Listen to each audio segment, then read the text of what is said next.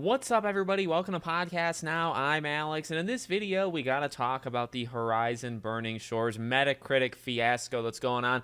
I honestly was going to leave this alone, and the reason I'm making this video is to basically talk about the Metacritic change that is now happening. I wanted to leave the actual part of what was happening out of it, at least originally. Normally when I make those videos, the kind of response I get is, well, no duh, right? Like, obviously these things are bad, but ultimately you're kind of and I understand this, like, I get why people say this. You're preaching to, like, the good guys. You're not preaching to the people that are doing these things, right? So kind of leaving that largely out of it, which we will try to in this video. What we have here, obviously, is a review bombing of Burning Shores. It went all the way down, I think, to a 2.8 out of 10, and it was from about 350 or so individuals. It's got about 350 plus negative. At the same time, it's got 350 plus positive, which I do want to talk about as this video goes on. It's always something that I've paid close attention to, at least starting with Star Wars The Last Jedi, which we'll talk about that as well. So it got down to a 2.8. I think it's back up to like a 4.0, so 4 out of 10. But basically, Metacritic has now responded saying, well, number one, they look at each, which I don't think they actually do this, but they did say it. They look at each review that gets flagged, I guess, as, hey, this is kind of a bad review. They look at them, and then if it violates some sort of policy that they have, they eliminate that review. And they said over the coming months, they're going to do a new kind of thing. They're going to overhaul their process. So what I imagine is they're going to make it so you have to tie something into your Metacritic account. So when you leave a review, you're going to have to say, hey, I played, and how you prove that probably is by linking Xbox, PlayStation, Epic Game Store, Steam, whatever. You link it to Metacritic, and then it can verify you actually played it. I do think it's a no-brainer. Rotten Tomatoes did this. Obviously, I think it was Captain Marvel that kind of initially kicked this off for that, in that you had to prove that you watched the movie. So I have no issue, with this. Prove that you watched the movie, prove that you at least, now in this case, prove that you played the game. But now, played the game how many hours? Well, I think, honestly, just saying that you played it, look, we got reviewers out there, game journalists, that will play the game. There's no transparency of how much they put into it. Oftentimes, you can find examples. Reviews seem to be kind of odd, where it's like, well, did they actually play the whole thing? So I honestly do believe game journalists don't all the time. I think they do some of the time, but not all the time, beat the game or do everything, right? So how you kind of police that, I'm not 100% sure. I think you just have to have kind of verification that, or I would imagine the rule will be, you have to have some sort of verification that you own the game or you owned it at some point, right? So that's how I can see that happening. I think that's fine. As long as they don't say, well, you need to have played, I guess it depends, because if it's like an indie, if it's a small game and you put like 5 hours in, are they going to say, well, for all games across the board, you have to put 10 hours? Well, what if it's a game that doesn't need 10 hours, right? So we'll have to see how that works. Oh, by the way, I should have probably said this in the beginning. This is a Metacritic and Rotten Tomatoes and all this stuff. Like, the scores are complete garbage, right? Like, I know people go on it. We've talked about this time and time again. I make videos kind of even predicting review scores. One thing I will say, and I've always been very strong on this, the user scores on Metacritic are some of the worst places to ever go for a public opinion. Like, period. Now, will these changes, fix that? Potentially. I think they could potentially fix it. But as it stands now, they're some of the worst. And I do want to throw this out there. And I do think this won't go away with the, purchasing thing. I think it may be smaller, but it won't fully go away. So, the review bombing, okay? Now, I fully believe Burning Shores has been review bombed because of Seika and Aloy. Like, that's 100%. I think it's confirmed. You just have to read some of the reviews to figure that out, okay? And that's not right. But at the same time, and again, this is what I found out with, like, The Last Jedi. If you remember The Last Jedi, when that movie came out, it was getting review bombed, and that was around the era where everybody was a Russian troll for some reason. So that's literally what the mainstream media would say, is if you gave Last Jedi a bad score on Rotten Tomatoes or whatever, that's literally the Russians that are it's so stupid, and that's literally the era we were living in back then. But ultimately, one thing I figured out or learned because of that is, well, if you actually look at the 10 out of 10 scores, there is just as many fake scores there as there are negatives. Now, I actually did a test with this. I think maybe on our podcast on my second channel, I had looked at, I think, The Last of Us Part 2, which also kind of notoriously was review bombed. But here's the thing.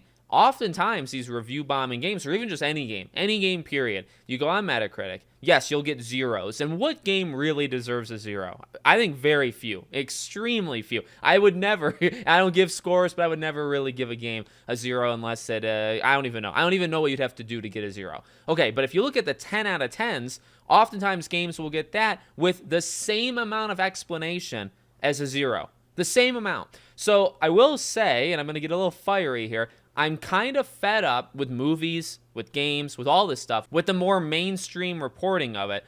I am tired of just focus, because it's like headlines, I'm tired of just focusing on the review bombing, because there's also always positive review bombings for all of it. Go look at The Last Jedi. Again, that's where I learned it. I saw all these 0 out of 10s, and again, that was The Last Jedi, 0 out of 10, probably not. But you see the 0 out of 10s, and that's the mainstream. Rules get changed. Captain Marvel, rules get changed because of this. But you go look at the 10 out of 10s, and they're the exact same. They're just a 10 out of 10. There's no reason. Is the film really a 10 out of 10? No, but they just do it. Now, oftentimes, I guess they do it to counter the zeros, but that two wrongs don't make a right.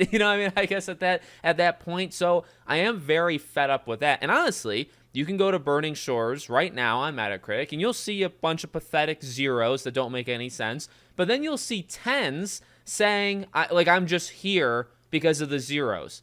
Well, you maybe didn't even buy the game. You didn't play the game. So, yes, I guess by changing the rules, if you don't get fake zeros, would you not get fake 10s? Potentially, but you are going to get a lot of fanboys that buy the game, play it for 2 hours, verify they got it, and they'll give it a 10 out of 10. So it's still going to be fake. It's just, I think, going to be less fake. Does that make sense? That's maybe a controversial thing. That's a thing that just nobody really cares. I don't know why. It's probably, again, because it doesn't really, it doesn't sound good, right? When you have the 0 out of 10s, you can go after people. You can label people. Now, you will label. I think you can label people that are giving this game 0 out of 10. They are a certain class of people, the reasonings they're given, stuff like that. But the 10 out of 10s, it's like, well, nobody goes after those people because it's a perfect game, but it's not. And oftentimes, again, they're just as stupid. The reasonings are just as dumb as the 0 out of 10s. They're basically equal people. So that's something that's not really talked about. One other thing I want to throw in, maybe controversially, well, okay, I'm going to word it a certain way. I was going to say, why this game? Well, the answer, we know the answer, okay? So that's the trick. That's what I was just about to say. So I guess what I'm trying to say here is, we've had review bombing for games, for movies. Now, again, movies have changed, Rotten Tomatoes. We've had review bombings for games for a long time. Games will get review bombed for when it comes out in a bad state. And it's a sticky spot. I feel like I want to say that there are times where it's socially acceptable to, review bomb something. And what I mean by that is maybe, when a game comes out and it's literally unplayable.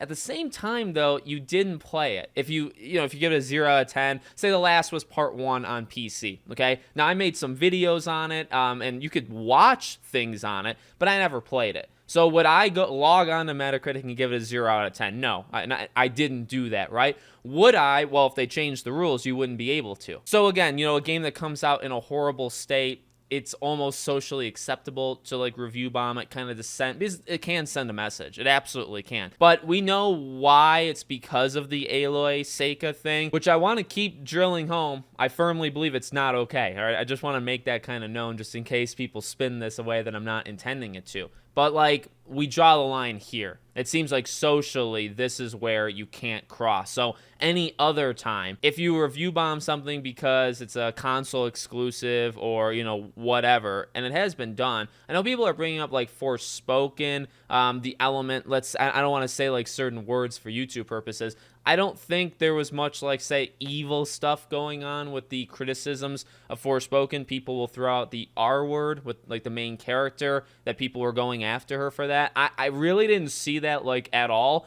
Yet again, I didn't check the Metacritic user score, so it's very possible that did happen, but I just don't think it did. I think Forspoken was more of it was a mixed game and just people didn't necessarily like it, whereas this game, I think it's technically good, and we've talked about it. I did a review on my channel. People are just going after one issue. So I guess where I'm going with this is that it should just be kind of more equal. We shouldn't have gotten to this point. Is that that's kind of what I'm trying to drive home. It took, I guess, until you get to a more socially, this is a hot topic and it's a thing with politics and all over the world, right? It gets to this, and this is where the line experience drawn, they say, okay, we gotta make some changes. But games have been review bombed into the ground before. At the end of the day, I mean, the past is the past, right? And if they're fixing it, they're fixing it. So we'll see what happens. Like I said, now the next thing is, okay, what do you do? How do you track the hours, or what do you want to do with that? And at the end of the day, I don't ever look at the user scores. I'm truly like, I can understand because people will say it. The critic scores, right? There is still some trust in game journalism. There's YouTubers, but see, YouTubers don't get counted on Metacritic very often. They don't list them in like the average. So I understand people, you look at the number, it gets a 77 from 80 critics, and you say, okay, I generally trust the critics. I can get that, although you should probably dig a little deeper, okay? I would just suggest that. But if you go to the user scores, I don't know what to tell you, right? Just do a little research. And by research, I just mean click some of the reviews. There are some good ones. But for every good one, there's probably 5 to 10 that they just gave it a score. There's no reason, or at least thought out reason, of why it gets the game. Sometimes it's literally just to counter the other side, which is stupid. It's absolutely stupid. And that shouldn't matter. Like when you give a game, I don't know. I won't keep going into it. I don't give game scores, and it's kind of for these kind of reasons. Just eliminate it altogether. Let me know what you think in the comments. Make sure you guys are subscribed, bell icon turned on. I hope to see you all on the next one.